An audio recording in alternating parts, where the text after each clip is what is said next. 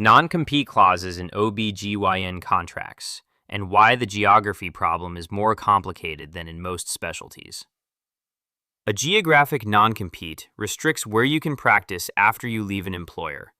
For most physician specialties, the analysis is straightforward: the radius, the duration, and the specific services covered. For OBGYN, the analysis requires one additional layer that is unique to the specialty: network coverage. Here is why OBGYN non-competes are structurally more restrictive than they appear on paper. An OBGYN physician in a hospital-employed practice typically has admitting and surgical privileges at the employing hospital. The non-compete typically restricts practice within a defined radius of that hospital. What the language often also restricts, sometimes explicitly, sometimes through a separate network-exclusion clause, is any practice within the same hospital network, regardless of campus location. A health system that operates 5 hospitals across a metropolitan area may have a non-compete that excludes all 5 campuses, even if only one is identified by address. The effective radius is not the stated mileage. It is the geographic footprint of the network. For OBGYN specifically, this matters more than in most specialties. Obstetrics requires hospital delivery privileges. A gynecologic surgeon requires a facility for procedures.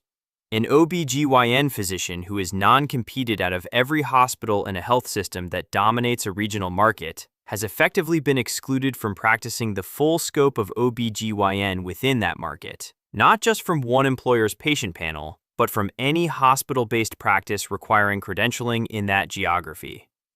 The industry standard for an OBGYN non-compete is a 1 to 2 year duration and a 10 to 25-mile radius from a single practice location.